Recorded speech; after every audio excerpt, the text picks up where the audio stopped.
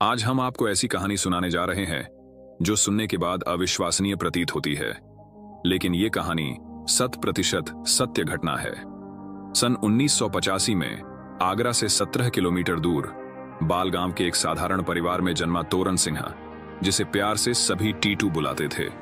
टीटू की शुरुआत से ही कुछ बातें असामान्य थीं। महज 2 साल की उम्र में उसने बोलना शुरू कर दिया, जो किसी भी माता पिता के लिए खुशी की बात होती है। लेकिन जल्द ही उसकी बातों ने उसके माता पिता की चिंता बढ़ा दी। टीटू कहता, पिताजी, मेरे असली माता पिता आगरा में हैं, मुझे अपने घर वापस जाना है। उसकी बातें ऐसी थीं जैसे वह किसी और की जिंदगी जी रहा हो। वह अपने माता पिता को बार बार कहता, तुम लोग मेरे असली माँ बाप नहीं हो। शुरुआत में परिवार ने इसे बच्चे की कल्पना समझकर नजरअंदाज कर दिया, लेकिन समय के साथ टीटू की बातें और व्यवहार अधिक जटिल और अजीब होते गए।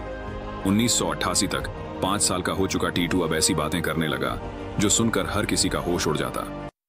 उसने बताया कि उसका असली नाम सुरेश वर्मा है, उसकी पत्नी का नाम उमा है और उसके 2 बेटे हैं, रोमू और सोमू। वह अक्सर अपनी पिछली जिंदगी के बारे में कहता कि वह आगरा में सुरेश रेडियोज नाम से दुकान चलाता था। एक दिन उसने अपने माता पिता को बताया कि उसकी मौत कैसे हुई थी। 2 बदमाशों ने मेरी कार के पास आकर सिर में गोली मार दी थी।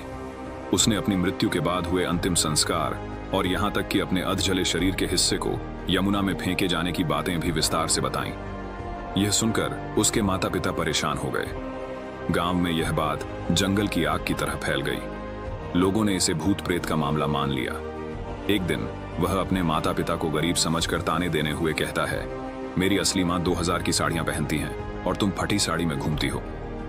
टीटू के बड़े भाई अशोक को इस रहस्यमय घटना की तह तक जाने का जिम्मा सौंपा गया। उसने अपने दोस्त के साथ आगरा जाकर सुरेश रेडियोज नाम की दुकान की खोज शुरू की।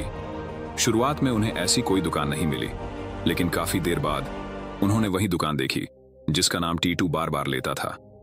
अशोक ने दुकान के अंदर जाकर सुरेश की पत्नी उमा से मुलाकात की। उसने सुरेश के जीवन और मौत की कहानी सुनी, जो टीटू की बातों से हूबहू मिलती थी।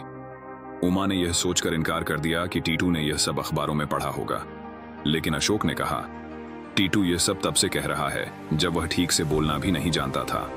उमा ने यह बात अपने सास ससुर को बताई। सुरेश के माता पिता ने भी इसे गंभीरता से लिया। वे अशोक के साथ बालगांव गए, लेकिन बिना टीटू को बताए।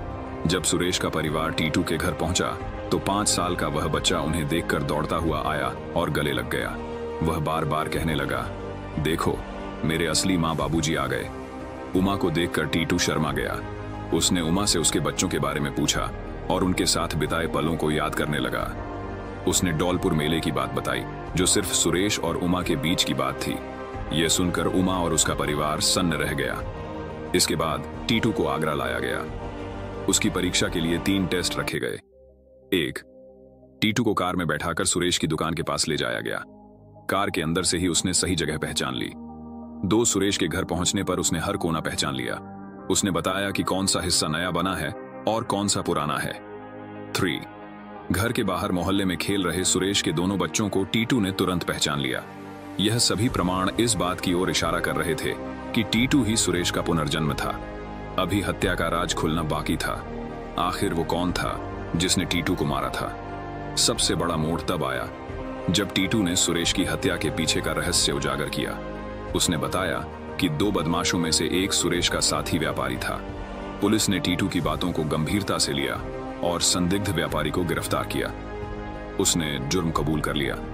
यह केस कोर्ट में पहुंचा और पुनर्जन्म से जुड़े कई सबूत पेश किए गए। सुरेश की पोस्टमार्टम रिपोर्ट और टीटू के माथे पर मौजूद निशान, जो गोली की एंट्री और एग्जिट वुंड से मेल खाते थे, सबसे अहम प्रमाण बने। अंततः कोर्ट ने सुरेश के कातिलों को सजा सुनाई।